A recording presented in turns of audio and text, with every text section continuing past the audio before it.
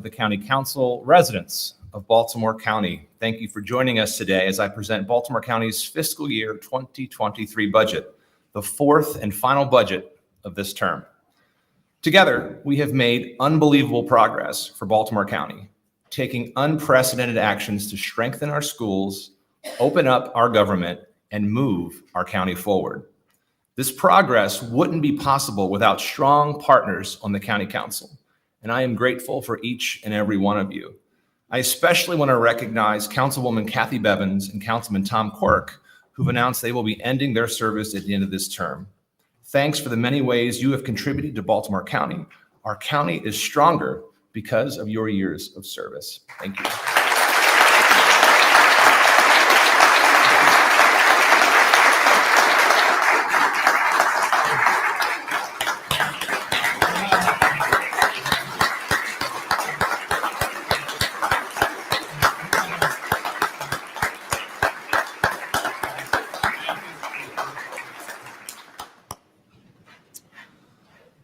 When I first stood before you 3 years ago, Baltimore County was at a crossroads.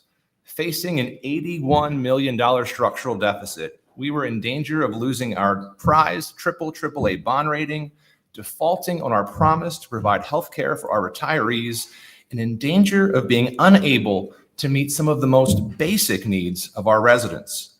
As we faced this challenge, we were honest with the public and engaged them in identifying solutions. In doing so, we heard overwhelming calls from the community for greater investments, not less, in education, public safety, and other core government services. As a result, we worked together to develop a bipartisan solution that comprehensively closed our deficit, shored up our retiree benefits, and promoted more sustainable budgeting practices. Thanks to our efforts, Baltimore County is now on stable financial footing. We have invested record amounts in education every year. We have modernized our government and responded to the concerns that residents see in their communities.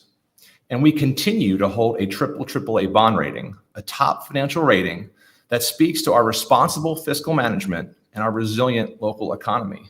A rating given to only 49 out of more than 3,000 counties nationwide.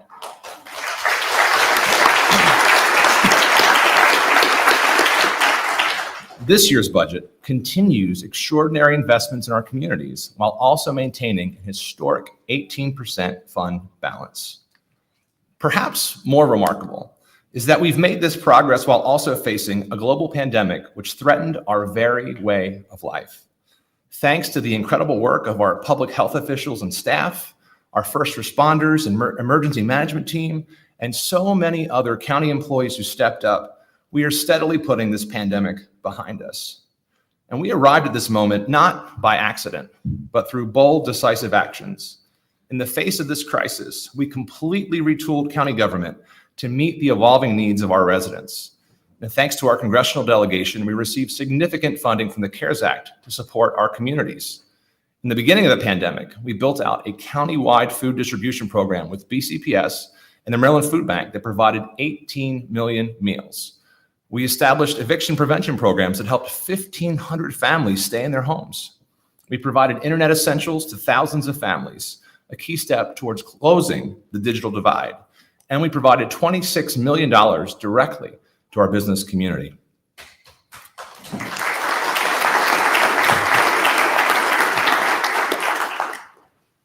These investments have made a big difference, and in the months ahead, we will continue to do even more to support our communities. Thanks to the Biden administration and our congressional delegation, we received an additional $160 million through the American Rescue Plan. Like everything we do, our strategy for allocating these resources is rooted in equity, making investments in all communities, but especially those that were hit hardest by the pandemic. Even before COVID-19 struck, we saw deep, long-standing inequities, challenges that have grown only worse as a result of this pandemic. Moving forward, we refuse to settle for simply getting back to normal. Now is our time to raise the standard for all of Baltimore County. Our plan for doing so includes the creation of an affordable housing fund, new equity districts, a community revitalization organization on Liberty Road, and a comprehensive recovery initiative for Essex. We aim to go beyond stabilizing communities in need. We want to lift them up so all of our residents have the opportunity to thrive. My unwavering belief in this work is rooted in the 25th chapter of Matthew, which reads in part, "For I was hungry, and you gave me something to eat. I was thirsty, and you gave me something to drink. I was a stranger, and you invited me in. Whatever you did for the least of these brothers and sisters, you did for me." Indeed, when we strengthen our communities of greatest need, we strengthen our entire county. The budget I'm introducing today builds on this effort. It's a budget that is the culmination of months of hard work from our Baltimore County team, including Stacy Rogers, our County Administrative Officer, Ed Blades, Director of Budget and Finance, and department heads from across county government. I'm honored, truly honored, to have such a talented team dedicated to moving Baltimore County forward, and I'm so thankful for their contributions.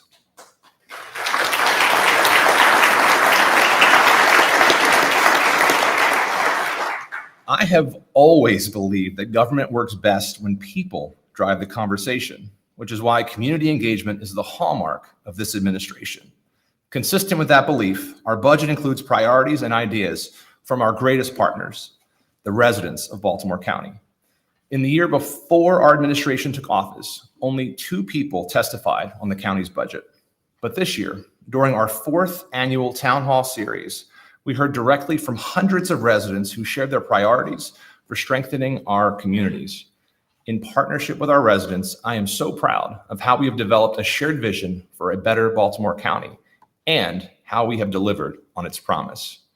In addition to launching our town hall series, we're providing residents with unprecedented levels of transparency in county government.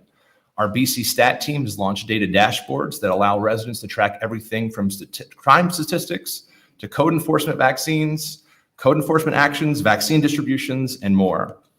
We launched an interactive open budget app and continue to maintain our open checkbook app, which allows residents to track county expenditures down to the individual check. Throughout 4 years of town halls, we've heard from so many residents about a wide variety of priorities for their communities. This year's budget continues to directly reflect the advocacy of Baltimore County residents. In our first year, Bill Felter of the Baltimore County Skateboard Council asked for resources for a new skate park. In District 1 this year, we heard from Otis Collins and others about the need to improve the Halethorpe Civic Center.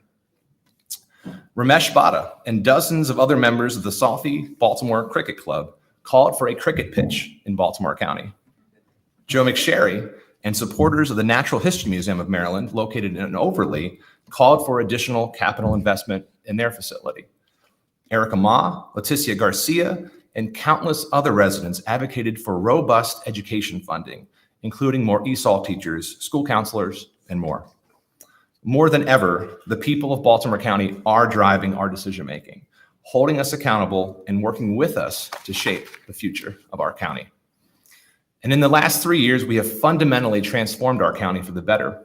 We've elevated the standard to which we hold ourselves and created a firm foundation from which we can all go forward together. Now we begin raising the bar for Baltimore County, not satisfied with just being better, but pushing ourselves even more towards being a best-in-class national model jurisdiction. The next steps in that journey build upon our first, ensuring Baltimore County remains open, connected, and accountable to the people we serve. In my first year, we created an Office of Community Engagement, providing each of our council districts a dedicated outreach coordinator to manage constituent services. We created the county's first 311 line to improve our customer service, and we moved our county's permitting system online so residents don't have to come to Towson for a permit, which they can now pay for online with any major credit card. A stark contrast from the past, when residents had to pay in person with the limited options of cash, check, or Discover card. This year, our budget makes investments in government to be even more connected and easier to navigate. We include funding to support a Citizens Planning Institute, an additional administrative law judge to handle code enforcement and zoning issues, and a dedicated Public Information Act team to improve our process for handling requests for information. This budget furthers our modernization efforts, including the creation of an ombudsman for the Department of Permits, Approvals, and Inspections, an easy step to help support constituents dealing with the permitting process. Some of my first acts as county executive were the enactment of lobbying reforms and setting into motion our now established program for the public financing of elections. Another critical early act was to establish Baltimore County's first Office of Ethics and Accountability, now known as the Inspector General, to eliminate waste, fraud, and abuse in county government. The hard work of the Inspector General and her team will continue to make the work of our local government more effective and accountable.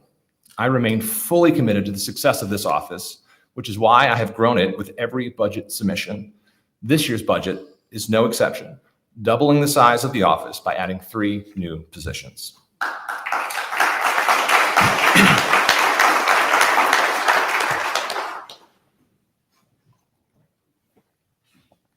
We root our work in equity so that all communities, and especially those that have historically been underserved, receive the investments they deserve.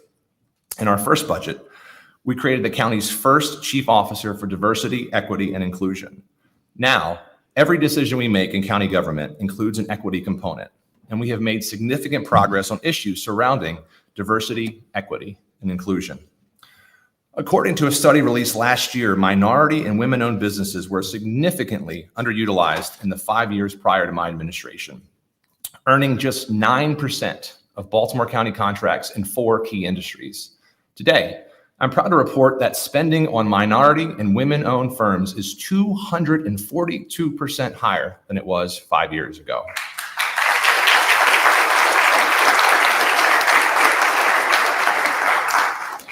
Baltimore County is growing increasingly diverse, and it's critical that we support the needs of all our communities. Our immigrant communities face unique challenges, including language barriers that often make it more difficult to access our services. Throughout our town hall series, I was thrilled to see our Spanish-speaking community come out to advocate for more accessible government services. Last year, we created the county's first immigrant affairs coordinator position to help us bridge gaps between local government and the communities we serve. This year, we're adding 4 new positions in the diversity, equity, and inclusion space to ensure that government services are more accessible to everyone. Throughout this pandemic, we saw too many of our residents also struggle to make ends meet, facing increased housing instability and food insecurity. That's why we hired the county's first food security coordinator to help our families put food on the table. This year, we continue those efforts by fully funding the county's match to the state's Summer SNAP program, expanding food access for more than 10,000 kids. A local match we are fully committed to growing as Maryland makes any and all new resources available for this transformative program.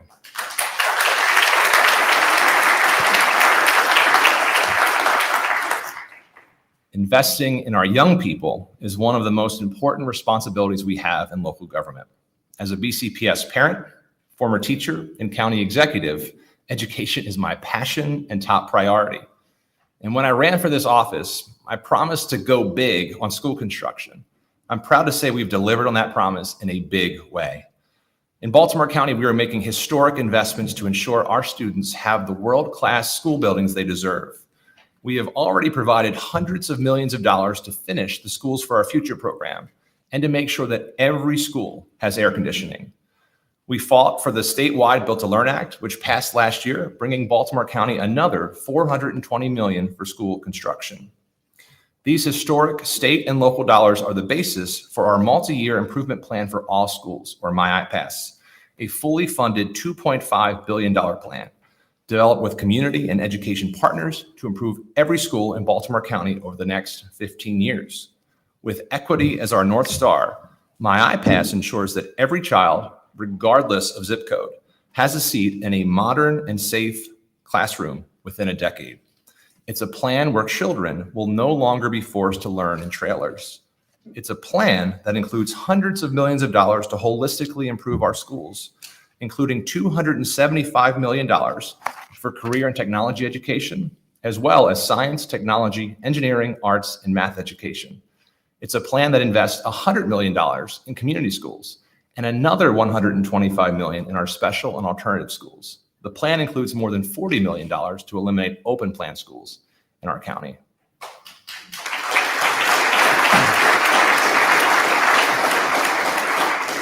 My iPass is transformative, and it will be the foundation for all future school construction and planning.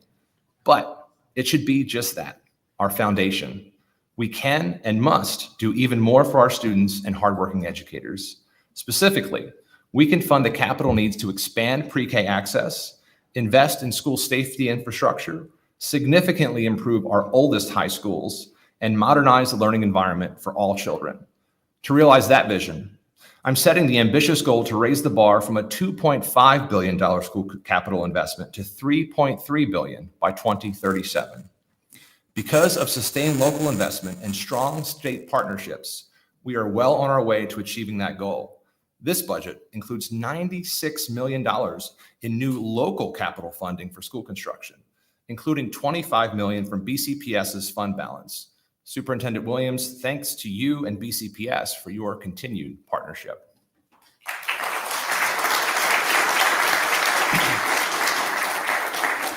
I must also thank Baltimore County's own Speaker of the House, Adrian Jones, and our county delegation in Annapolis, with whom I work closely to secure additional state funding for school construction. As a result of our work, Baltimore County is set to receive an additional $80 million above and beyond Built to Learn funding from the state.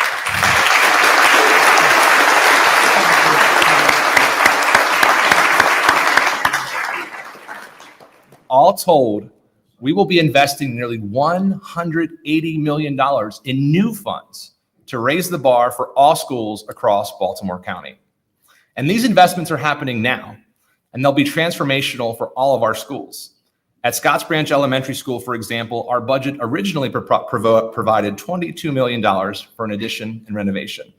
However, with the extra support from our state partners, we are now able to build a brand new Scotts Branch Elementary School, representing a $49 million total investment.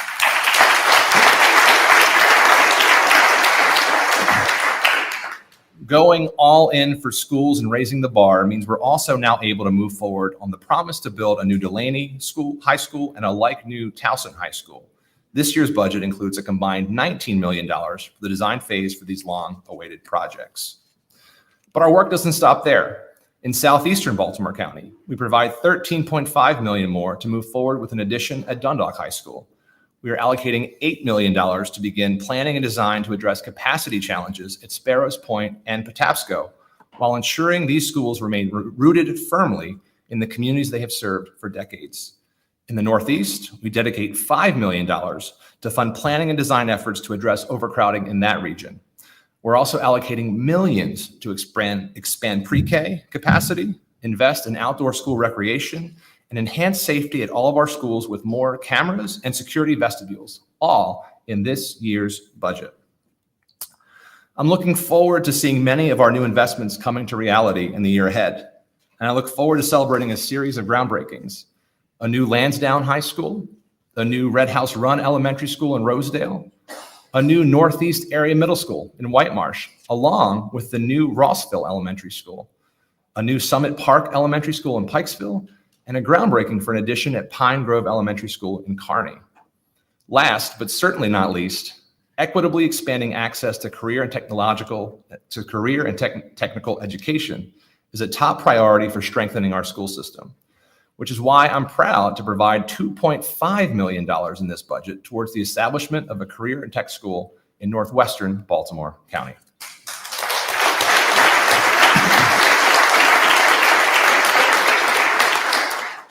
While I am so proud to be making these capital investments in our schools, I know it is also the people inside of our buildings who make the difference. From the first hello of the bus driver, like when we walk our daughter out to see Miss Marnie, to the deep and meaningful relationships built and the skills she's learning in the classroom with Miss Melliker. I know that Daria is well taken care of, just as all of our students are across Baltimore County. That feeling comes from the inspiring instruction of our teachers, the smiles of cafeteria assistants, and the exceptional leadership from our school administrators. It comes from the extra help provided by paraeducators and the dedication of assistants and substitutes, the special care of our grounds crews, and the unsung work of building service workers. Our budget invests in all of these people. With a historic $1.7 billion of total spending, a total year-over-year increase of more than $91 million more for the Baltimore County Public Schools system.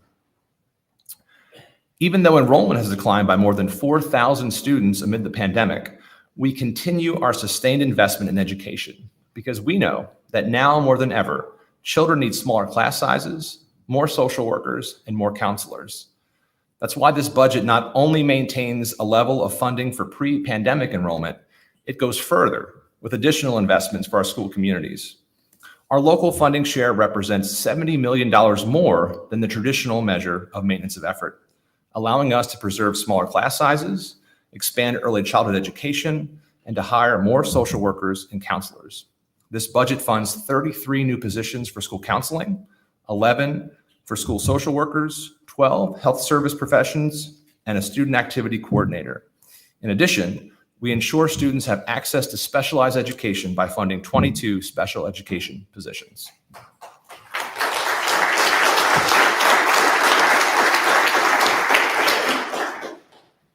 Like our communities, our schools are vibrant and they're multilingual. I had the pleasure of hearing from many families, students, and teachers in our budget town halls about the growing need for multilingual supports in schools, which is why I'm proud in this budget to fully fund all 44 requested positions for English learner programs. With this investment, our ESOL teachers and support staff will be able to provide the individualized care and attention our students deserve. We also know a strong educational foundation is laid long before a child enters school. We're committed to supporting parents and caregivers and providing healthy beginnings for their children. This year, we're working with BCPS to expand our Judy Center investment, with plans to open a new center in both the southeast and southwest sides of the county. These centers provide professional development support for teachers and early childhood providers in the area.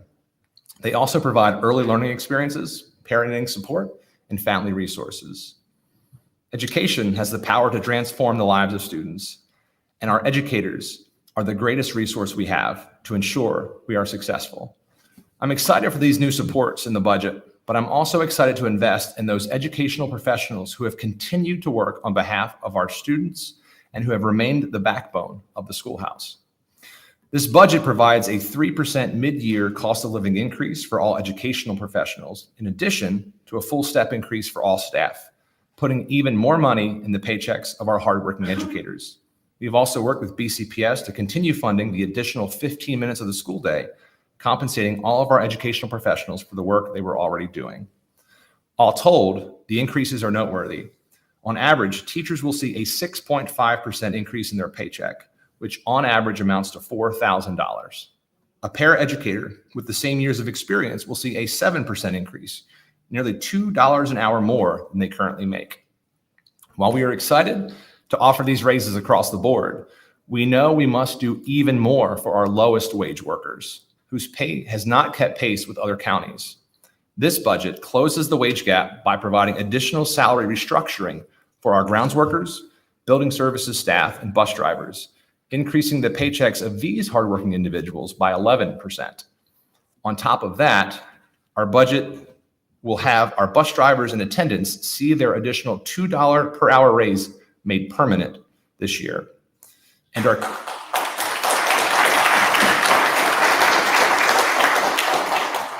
our kindergarten assistants, paid helpers, lunchroom assistants, and additional assistants will all see a 12% increase over the current minimum wage they are paid. This is a record-shattering budget for education, but not just in the pre-K to 12 system. Enrolling over 25,000 full and part-time students every year, the Community College of Baltimore County is an essential partner in the education system and in workforce development. Whether students pursue a 2-year degree or job training for a trade, CCBC opens doors for anyone looking for a high-quality and affordable education. In partnership with CCBC President Dr. Sandra Curtinitis, we are breaking down barriers and expanding the access agenda. Across Maryland, 9 of the state's 15 community college systems are set to increase tuition and fees for their students this year. However, here in Baltimore County, we will freeze the in-county cost of tuition for the 4th year in a row.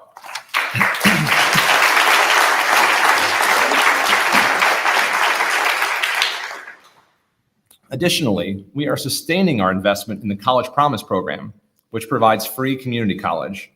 During our tenure, the number of students served by our local College Promise program has grown from 111 in fiscal year 2019 to 875 in our new budget, an 8-fold increase in just 4 years. In the years ahead, it's a promise we will not only keep to those currently eligible, but one which we aspire to make available to even more of Baltimore County residents.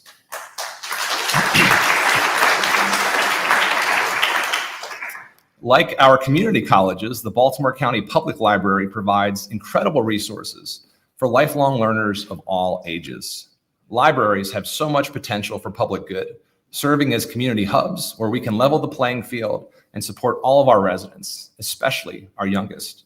Last year, we went even further to level that playing field and invested the resources to make BCPL fine-free for all of our residents. Under the leadership of Director Sonia Alcantara-Antoine, BCPL continues to be a model for how a 21st century library should operate and support its communities, with digital tools and an online library that everyone can access, reading programs for our young people, digital literacy programs for older adults, and resources for small businesses. This year's proposed budget includes more than $15 million for capital investments in our library system, including $13 million for a renovation of the Woodlawn Library and funding for a feasibility study at the Essex Library. We also provide operating funds for a new director of development for our library system to step up fundraising efforts for future capital investments. Protecting public safety is one of the most sacred responsibilities of local government. Every day, our law enforcement officers and first responders put their lives on the line to keep our community safe. And thanks to their dedication, we saw an overall decrease in violent crime in 2021 in Baltimore County. Our homicide clearance rate of 81% is well above the national average. And so far this year, we've seen a significant decline in homicides. I'm grateful to Chief Hyatt and her selfless work, as well as the officers who are tireless day in and day out. Under my administration, we've consistently taken bipartisan steps to improve public safety. Together with the County Council, we passed the SAFE Act, which helps keep guns out of the hands of violent criminals by enacting security requirements at gun retailers. And we passed the Smart Policing Act to require additional implicit bias training, ban chokeholds, and promote equitable policing. This budget proposes funding for critical new positions to go to the heart of how we support our officers, how they interact with our communities, and how we keep our communities safe. Every day, our officers encounter any number of stressful, violent, and heartbreaking situations, and that takes a toll on their mental health. To better support our officers, we propose creating a wellness director in the police department because the health and wellness of our officers is critically important to ensure that they can continue to do their jobs to the best of their abilities. Having a fully staffed police force is also important to our officers' well-being, and we continue to work hard to recruit new talent. In the coming fiscal year, our budget will continue to fund hiring bonuses and recruitment incentives to help us attract a diverse pool of talented people who want to make a difference in their communities. We also propose nearly $1.3 million in funding for a take-home car pilot program for select police precincts. When it comes to the work our officers do, Chief Hyatt and I share a vision for more community policing. Our communities are safer when our officers and the community work together and trust each other. We're proposing a position to coordinate police community engagement countywide, serving as a direct liaison to our communities and ensuring that all of our precincts are making the connections that are so vital to effective community policing.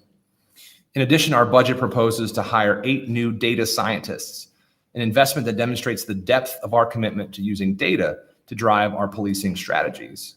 These individuals will ensure we fully understand the trends happening in our communities and go deeper to help us pinpoint exactly where to target our resources for the most effective, accountable policing possible.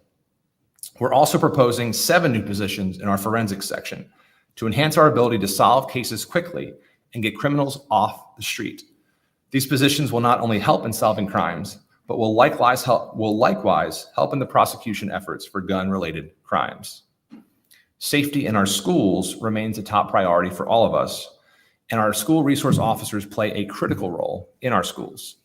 With our budget, we plan to hire 4 new floating school resource officers enhancing our ability to develop relationships in the schools and to keep our schools and classrooms safe.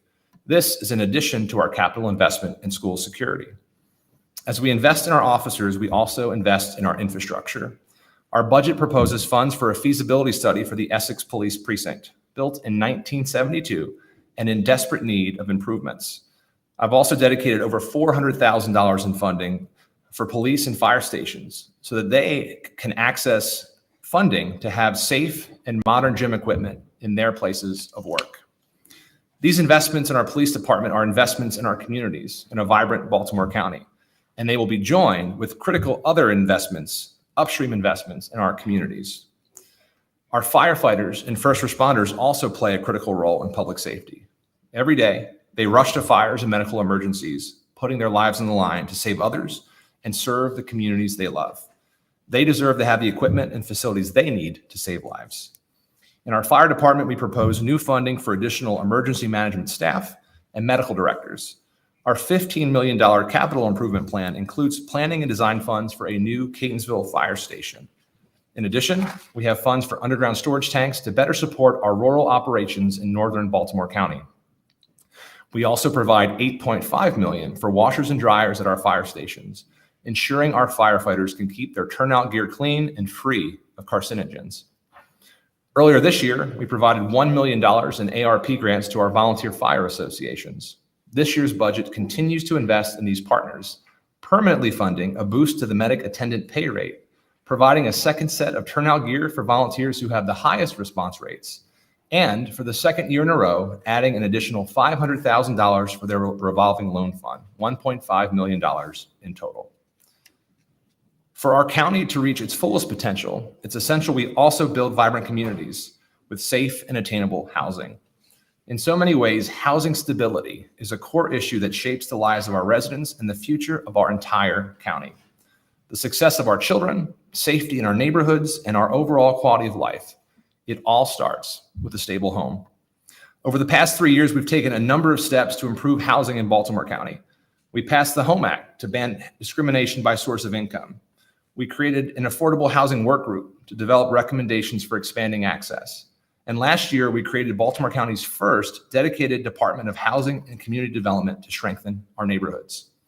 This year, we're creating new positions funded with recovery dollars to staff this essential department and help us meet our goals, including a chief of housing development to assist in the planning and implementation of affordable, fair, and equitable housing development, a VCA compliance officer to manage tasks related to the voluntary compliance agreement with the U.S. Department of Housing and Urban Development, and a chief of homeless services to assess and improve our existing homeless service system.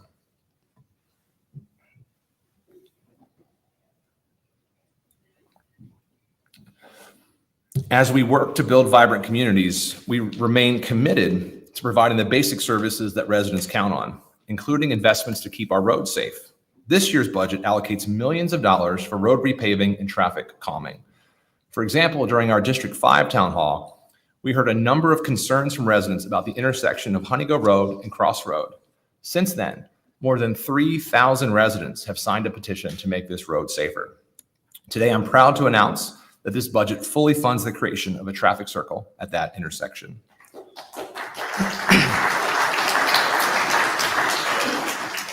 Similarly, we are investing more in our pedestrian walkways with millions of dollars to continue progress for sidewalks at Ingleside Avenue in Catonsville, 7 Mile Lane in Pikesville, Rolling Road in Windsor Mill, and Windsor Mill Road.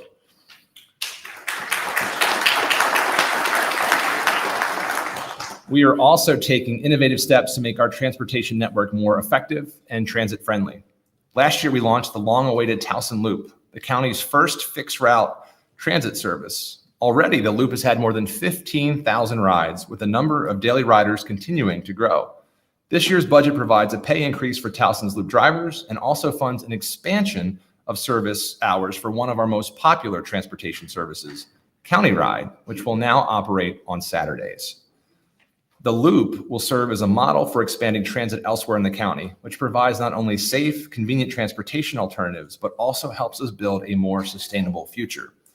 Over the past 3 years, we have made sustainability a pillar of our work in local government.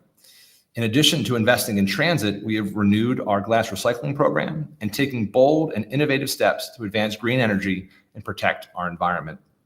For example, we set a goal to reach 100% renewable energy use by 2026. We've partnered with BG&E to install electric vehicle charging stations at county properties. I also issued an executive order requiring all new and replacement passenger vehicles purchased by the county to be electric or hybrid. In this year's budget, we're making new infrastructure investments that will further promote sustainability. We're investing new funds in a green infrastructure division in our Department of Public Works and Transportation, along with $600,000 of recovery funding set aside to support the capital required for green infrastructure projects. We're also leveraging state and federal funding to invest $600,000 more to expand electric vehicle infrastructure. 5 months ago in Dundalk, we launched Operation Retree, a new effort to plant trees in our more urban communities, which too often lack sufficient tree canopy. Neighborhood trees improve our overall quality of life. They correlate with health benefits like reductions in respiratory illnesses and significantly reduce air pollution. That effort began with 300 trees being planted in the West Inverness neighborhood. To date, over 44,000 trees have been planted countywide under this administration, an amazing investment in our planet and our communities. However, we must do more to achieve and maintain our goal of a 50% countywide tree canopy. This year's budget proposed to create 2 new forestry management divisions, including an urban forestry division to grow Operation Retree and a tree maintenance division. We expect to plant 1,000 new trees in underserved communities in the spring and fall, and the team will also plant an additional 1,000 street trees in the year ahead. Between these 2 programs, we will plant more street trees in 1 year than we have in the last 8 years combined. This will make Baltimore County greener, healthier, and more sustainable for generations to come.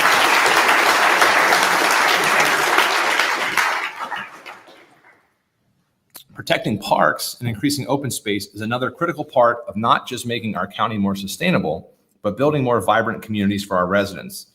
Throughout my term, we have provided historic levels of funding to the Department of Recreation and Parks to support community-based projects and open space acquisitions to benefit residents across Baltimore County. This year, we provide $45.5 million more in total capital funding for recreation and parks. On the west side, our team is in the design phases for enhancements at Gwynn Oak Park, an imagination playground at Banneker Park, a new STEAM center and park in Randallstown, and just the other week, we broke ground on a destination playground in partnership with the Baltimore Ravens and Owings Mills. At the Halethorpe Civic Center, this budget allocates $350,000 for facility improvements. In Gwynn Oak, we have funding for a new destination playground.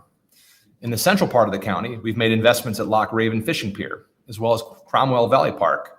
At the start of the year, we kicked off the beginning stages of the Oregon Ridge Master Plan process. This budget includes $6.4 million in state and county funding for enhancements at that park, bringing the total current funding to $10 million. I'm also proud to announce that this year's budget includes funding for improvements at Cloverland Park to support our growing community of cricket players. Last but certainly not least, there is major progress on the east side, with the design phases underway for Glenmar and McCormick Powell Centers, as well as the county's second skate park at Hazelwood, with construction set to begin this year.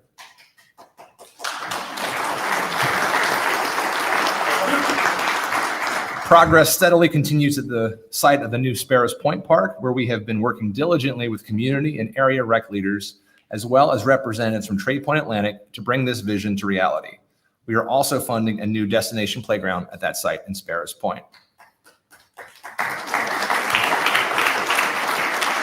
In addition, we are launching a new digital registration tool, which will be a 24/7 one-stop shop for residents to more easily find services in recreation and parks, including rec programs and field and pavilion rental facility requests.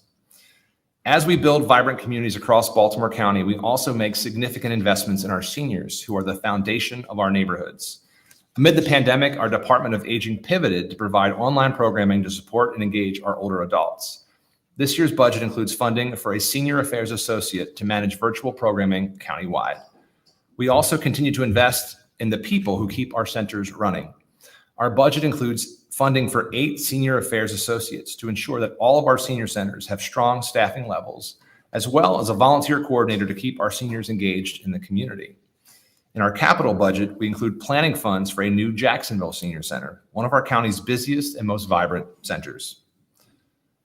Now, all of the great work of these past 3 years and these critical investments we're making in this budget would not be possible without our exceptionally dedicated and talented workforce.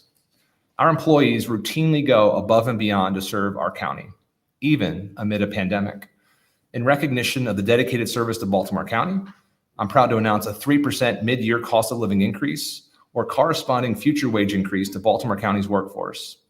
Our workforce also deserves and will receive a step, the equivalent of another 1.5% salary increase, meaning the average worker in Baltimore County will earn 4.5% more next year.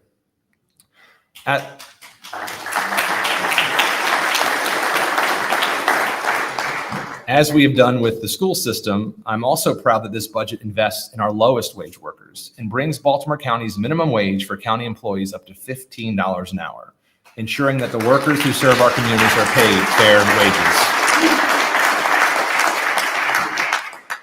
I also want to express my profound gratitude to our retirees who have built the foundation of Baltimore County's government. Recently, I announced a 3% cost of living increase for Baltimore County's retirees, the largest increase in a decade.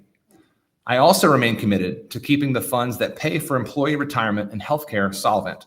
When I took office, we discovered that previous budgets had stopped contributing entirely to the funds that pay for retiree healthcare and life insurance benefits, risking insolvency. I'm proud to report that we are continuing to restore that fund to maintain the long-term viability of these benefits with an $87 million contribution in this year's budget. Baltimore County also will be contributing an additional $50 million towards the long-term health of our retirement fund, made possible through our partnership with the Spending Affordability Committee. With these commitments, our retirees can remain confident that their well-earned retirement and healthcare benefits are being protected by this administration and by this county council.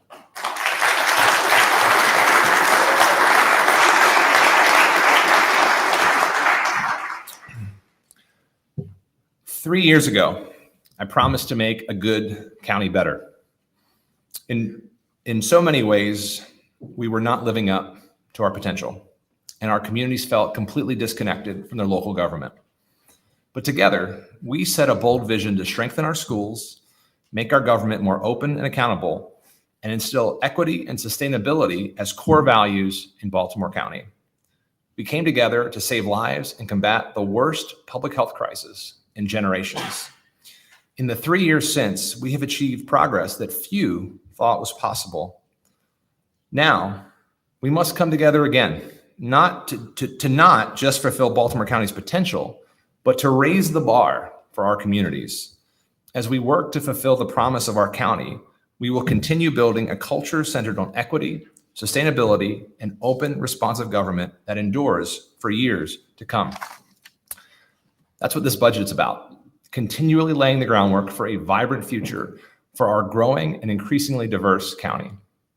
I ran for this office to build a better Baltimore County, and in so many ways, we have. But we can't stop there. It's time to raise the bar for Baltimore County and truly build a world-class jurisdiction, the model for our state and region. The bar is higher now than it's ever been before, but together, we will rise above it. Thank you all so much. God bless.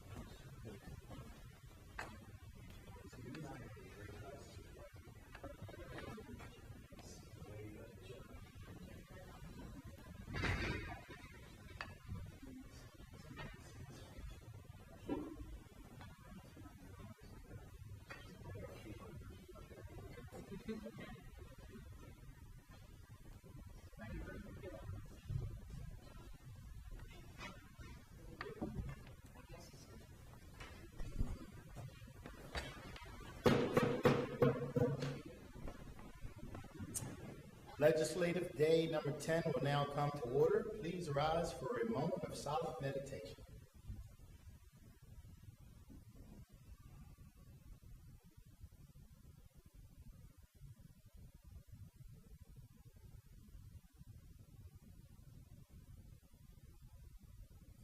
I will now call upon Councilwoman Evans, who will lead us in the Pledge of Allegiance to the flag.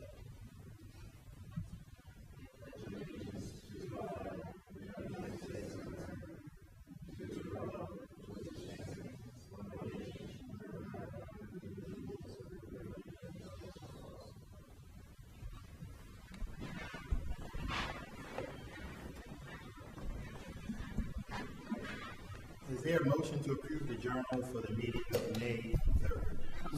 Second. There's a movement, second. All in favor? Aye. Ayes have it. The journal is approved. Enrollment of bills. Bills 29-21, 30-21, 31-21, 32-21, 33-21, 34-21, 35-21, 36-31, 21, 37-21 were passed by the council and signed by the executive and hereby enrolled. Now I will start with our budget message.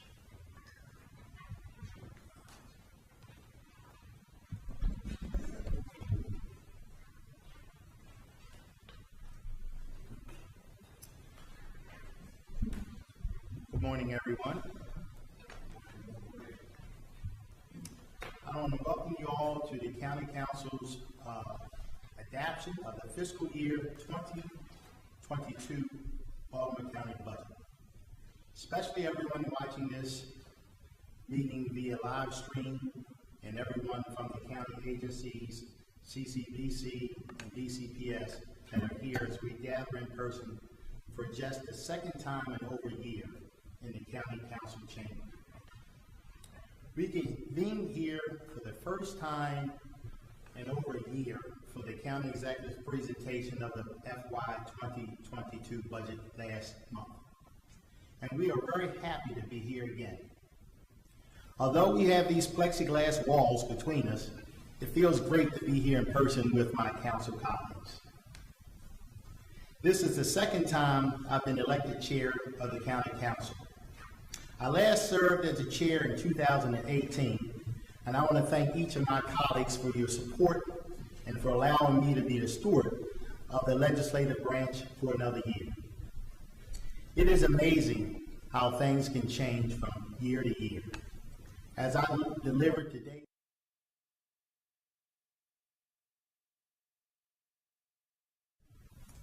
to give some context to where we are now.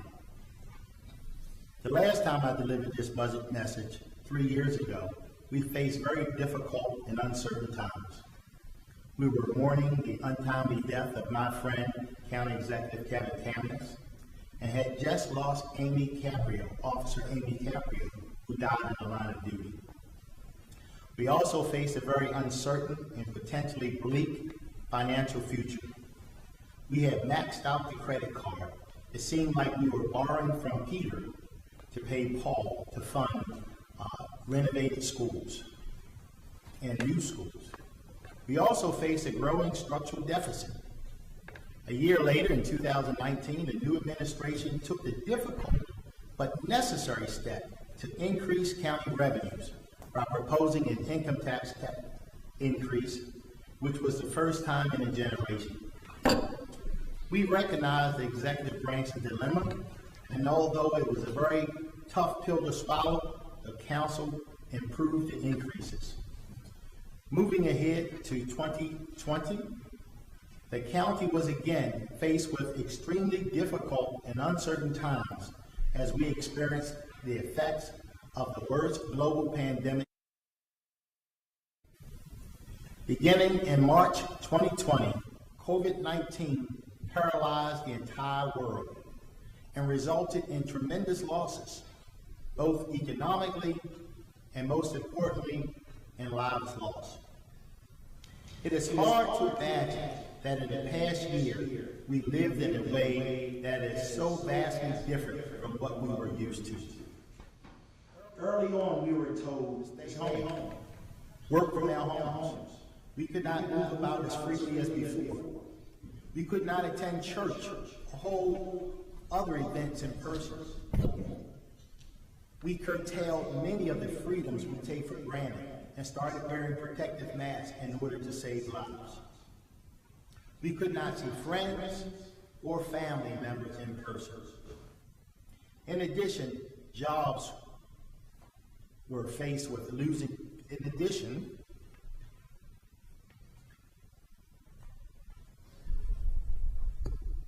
So many people lost their jobs and were faced with losing their homes or being evicted. Non-essential businesses were forced to close. Sports and recreations came to an abrupt halt. Airports closed and flights were canceled for parts of last year. COVID-19 also took lives. When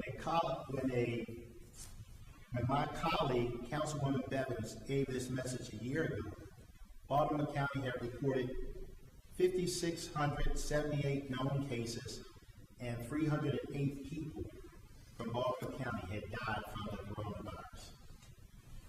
To date, we have had over 65,000 reported cases and nearly 1,500 people have died from COVID-19 in Baltimore County.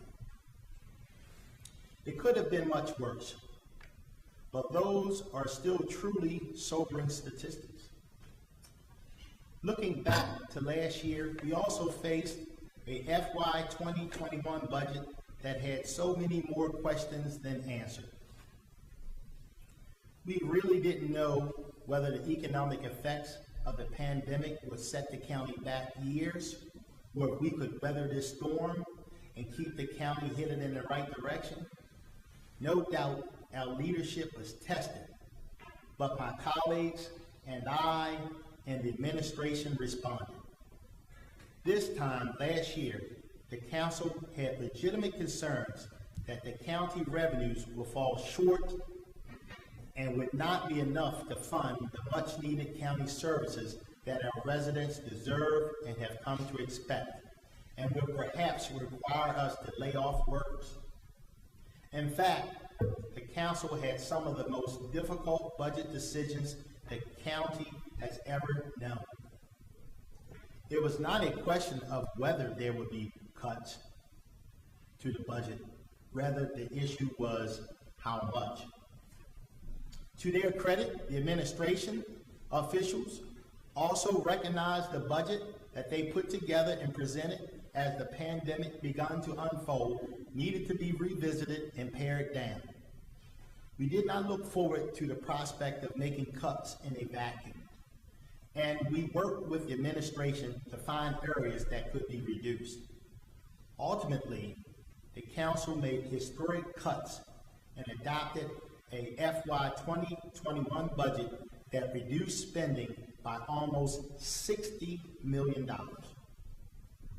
We did this out of an abundance of caution so we could fund the basic and core services of government while also ensuring the long-term stability of the county's finances. As the pandemic began to take hold during the spring and summer, although brick and mortar offices were closed, county government continued to operate and deliver for our residents. Working with the administration, this council used its legislative power and took swift action to help people. We passed more emergency legislation than ever before, appropriating an initial $10 million in federal grant funding and another $10 million in state funding to help the administration provide aid to the residents that were hardest hit by the pandemic. We approved legislation to streamline and reduce the red tape associated with donations and gifts received by the county in connection with the pandemic, so these resources could be released as quickly as possible to those in need. The council also approved the appropriation of $144 million in federal coronavirus relief aid. This appropriation gave the administration the funds it needed to offset the huge expenses attributable to COVID-19. We're talking masks, gloves, hazmat suits, hand sanitizers, and masks, boxed meals, refrigerated trailers and trucks, food distribution sites, and COVID testing sites, to name a few. We also approved tens of millions of dollars in appropriations to provide rental assistance, food assistance, and grants for small businesses, including restaurants, hotels, and motels, some of the industries hit hardest by the pandemic. As we put 2020 in the rearview mirror and are 5 months into 2021, fortunately, the outlook is much better than it was a year ago. We still have a ways to go, and it is hard to know when or if COVID-19 will be out of our lives for good. Part of the new normal is still virtual meetings from a computer. And that favorite phrase that we all know, "You are muted." But there are signs that we are moving forward. After being in limited supply during the first part of this year, the much anticipated vaccines are now more available than ever to any adult or teenager that want it. And let me be very clear, everyone should want it and get it. We've gotten to a point where you don't even need an appointment. Just walk in and get the shot. It's that simple. We've also reached a point where children aged 12 to 17 can now get the vaccine. This is truly remarkable when you think about where we were a year ago, or even just 6 months ago.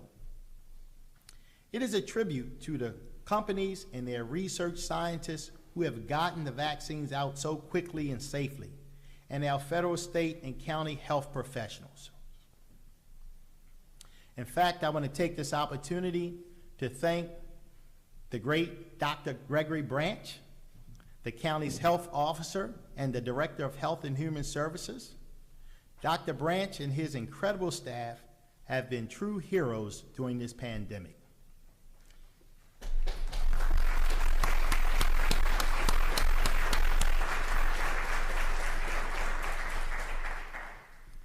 He has been the face of the county's COVID health response and has coordinated and managed a well-oiled machine. From initial outreach last year, so people knew how best to deal with the virus, to testing, and now to full-scale vaccinations. He and his staff has not missed a beat. From the beginning, the county offered COVID testing at sites in Dundalk, Lansdowne, Randallstown, Windsor Mill, and Timonium. Since the vaccine became available, the county has been operating mass vaccination clinics in Timonium, Randallstown, and Essex, has hosted community clinics in underserved communities, has launched mobile vaccination clinics, has created a program to schedule and cover the cost of Uber rides for residents without transportation options, and has deployed teams to administer vaccines directly to homebound residents. In fact, I can speak about my own experience in giving praise to Dr. Branch's team. I have visited the county sites a number of times, having been tested several times, and having taken my 85-year-old mother for her 2 vaccine shots and me for my shots. Every experience was better than the one before, with very short lines and very courteous and caring people looking after us. Dr. Branch, to you and your staff, thank you so very, very much.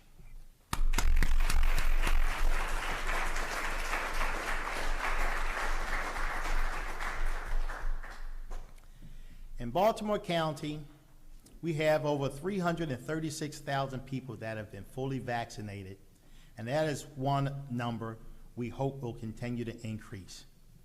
On the other hand, we are seeing other numbers go down and showing real signs of COVID-19 health recovery.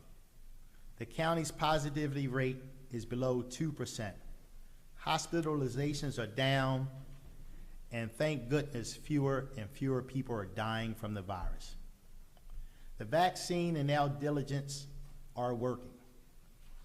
Another encouraging sign was the county executive's announcement a few weeks ago that Baltimore County had joined the state in lifting all restrictions, including capacity restrictions on indoor and outdoor venues and indoor and outdoor dining effective Saturday, May 15th.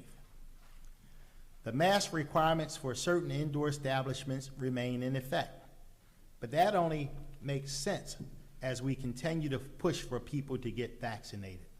So please, keep that mask handy with you when you're inside public buildings, airports, schools, and businesses that have decided to keep the mask requirement for a while longer. During the past month, my colleagues and I have done what we always do this time of year. With the help of the county's auditor's office, we have pored over the fiscal year 2022 budget and looked at how county departments and other offices intend to spend hard-earned taxpayer dollars. This year, based on the tone of our budget deliberations last week, I can speak for all my council colleagues when I say that the budget submitted by the administration is a very sound and responsible budget. So today, for fiscal year 2022, we adopt a total operating budget of $3.9 billion, which includes a general fund budget of $2.3 billion and a capital budget of $523 million. What is noteworthy about this year's budget is that for the first time in recent memory, during our deliberations, none of us on this council recommended any cuts to the budget. Believe me, this is not because we agree with every aspect of the administration's budget decisions, and not because we decided to rubber stamp the budget the county executive presented to us last month. In fact, it is a more recognition that the steps the executive and legislative branches have taken in the last few years to improve and stabilize the county's finances have paid off and have now given us the resources to provide funding for projects that we could not afford previously. It also shows a confidence in the administration that incoming COVID-19 relief monies will be spent wisely. Make no mistake, we don't always agree on policy. But unlike in Washington, D.C. and other places, we don't get bogged down by politics. We try to work hard regardless of political party and achieve consensus. We would much rather get things done for the people we represent.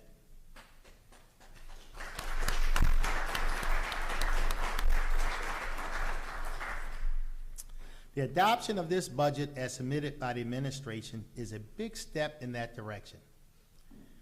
It is also noteworthy that the budget we approve today is $3.85 million below the spending affordability guidelines and results in a projected rainy day fund surplus at the end of FY22 of $293 million, which is a healthy 13% of estimated total revenues.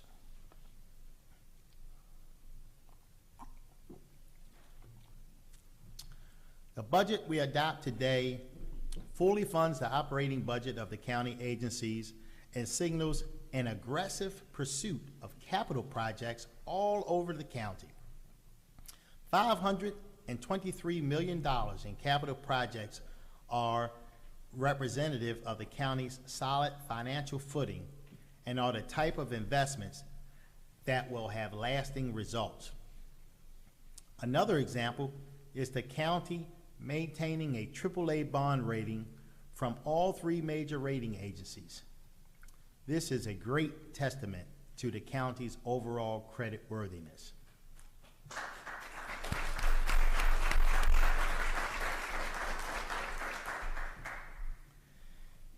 This rating makes Baltimore County one of only 49 counties nationwide that receive the highest rating from the three rating agencies. To put this in perspective, there are over 3,100 counties in the United States, which puts Baltimore County in the top 1.5%. After everything we've been through the last few years, this is truly an outstanding achievement.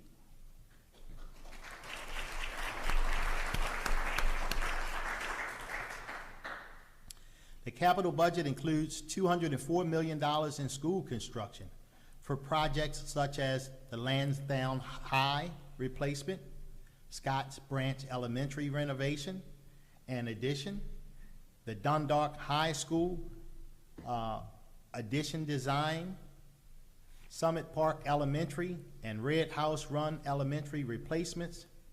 It includes $93 million in capital building projects for the Sparrows Point Fire Station and Police Station, at Trade Point Atlantic, the Wilkins Police Precinct replacement, the Woodlawn Senior Center expansion, and renovations, a new North County Senior Center, the Ricestown Sports Complex expansion, improvements to the Randallstown Library, and land acquisition for the new Catonsville Fire Station. The capital budget includes $76 million in recreation and parks projects, highlighted by the Greens Lane Park design and construction, creating the county's first STEAM center. I like that.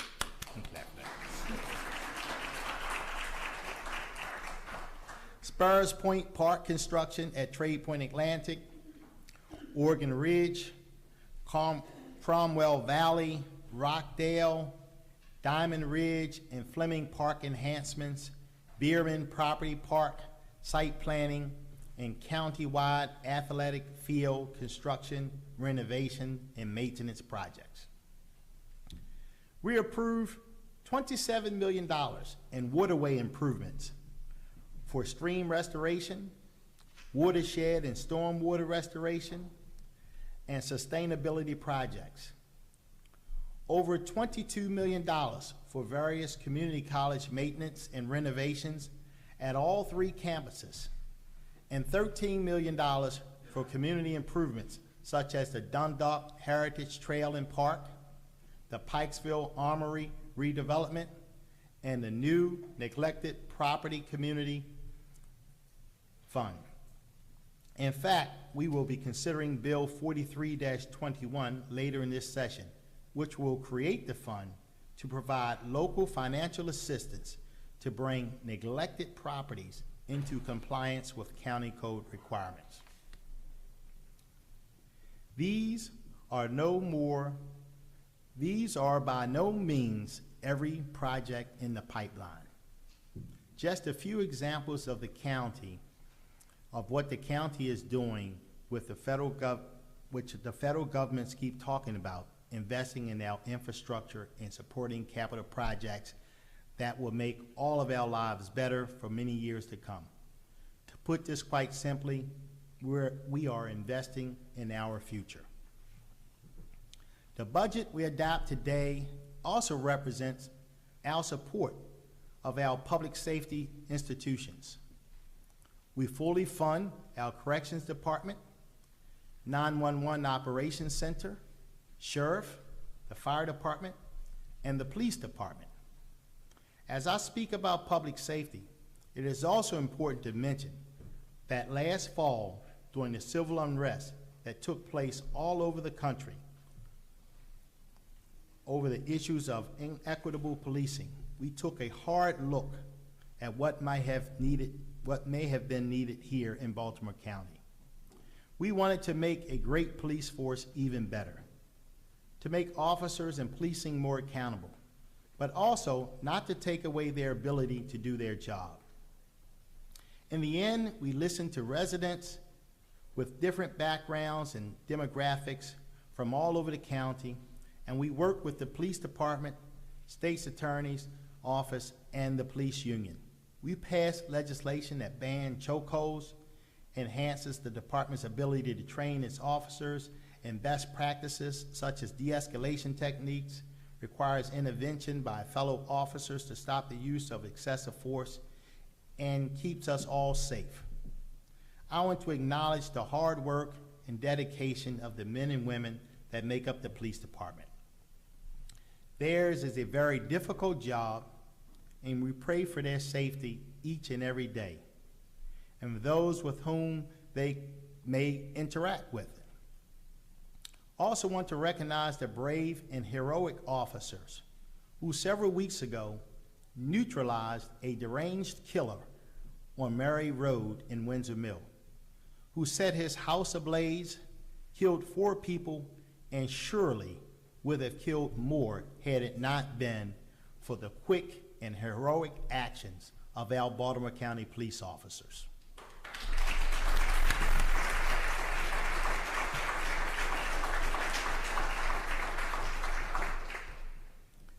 I now want to turn to education.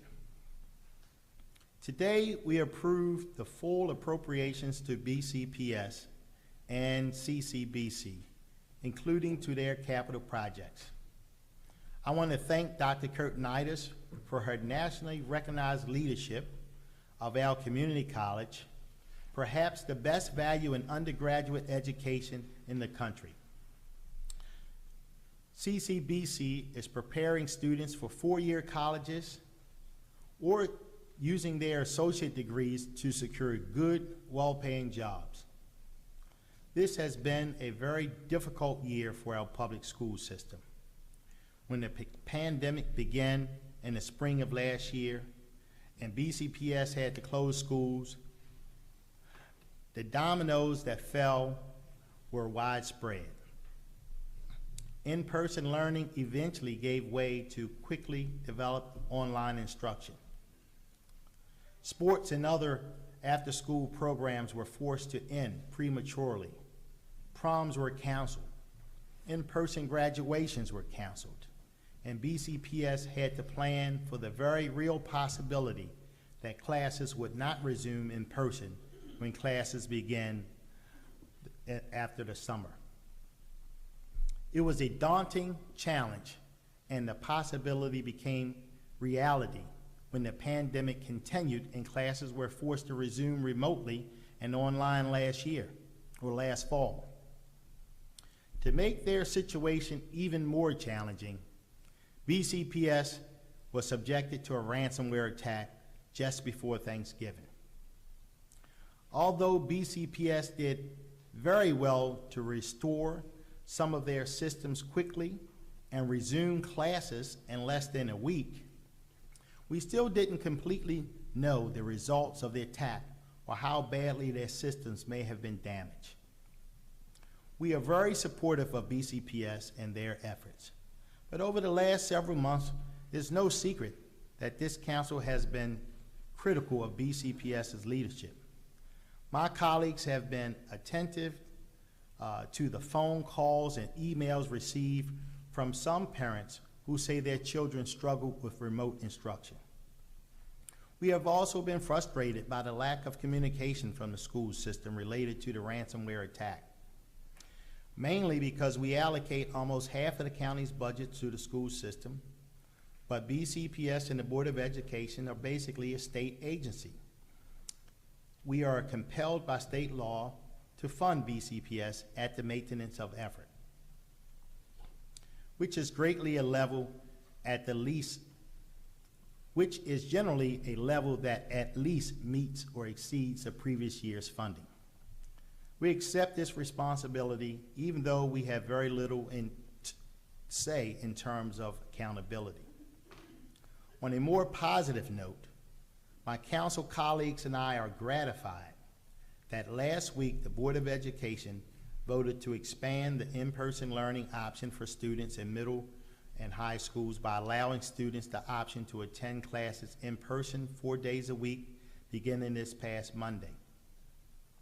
We were also happy to hear that BCPS will implement both in-person and virtual summer instruction programs. It is also our sincere hope that the council's decision to fully fund BCPS signals clearly that we will continue to work with BCPS going forward and have good collaborative relationships with Superintendent Williams and Board Chair Makita Scott.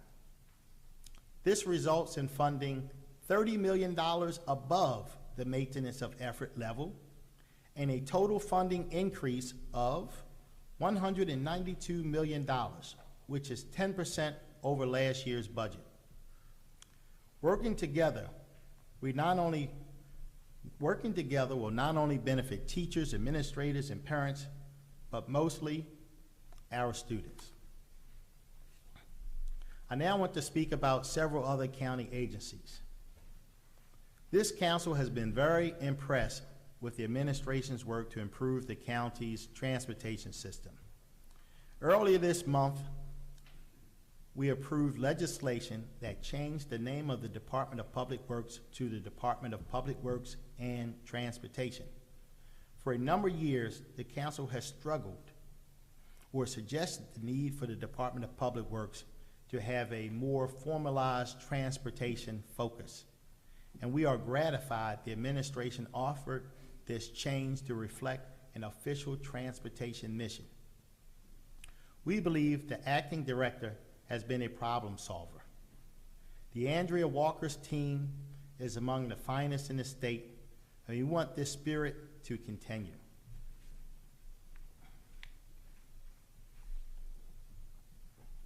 When confronted with difficult traffic situations, we support the department looking at alternatives that perhaps have been successful in other jurisdictions. In general, our constituents support more traffic calming, better connections, expanded biking paths, and a robust, comprehensive vision to transportation. This is also the newly established Department of Housing and Community Development. Similar to Public Works, the council approved legislation earlier this month to create this new department in county government. Functions related to housing that were previously fragmented in other county agencies are now being consolidated into one agency.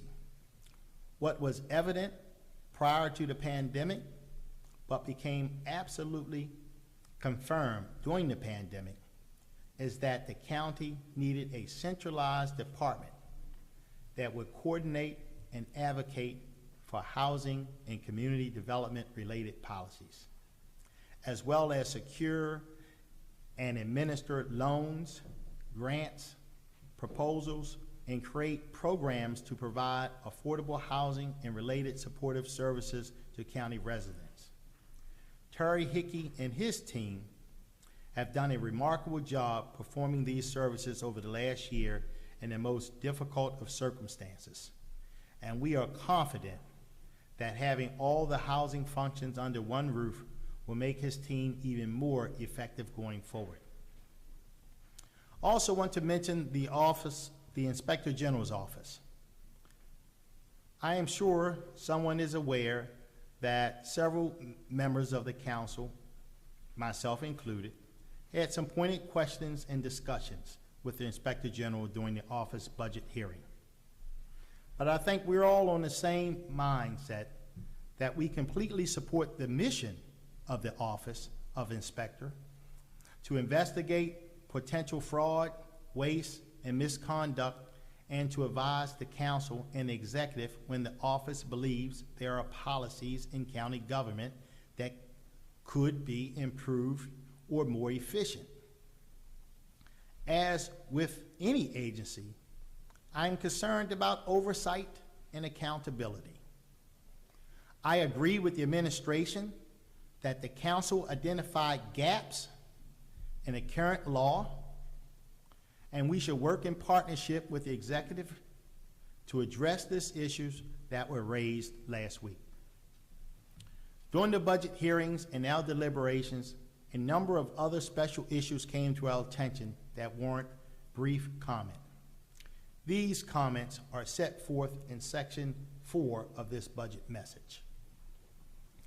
As I conclude this budget message, I want to thank my colleagues for their attention and hard work during this budget season. All of us on this council are dedicated to public service and doing our best for our constituents. We don't always agree on issues, and sometimes debate can get quite heated. But we always walk away with mutual respect and with an understanding that there are different points of view.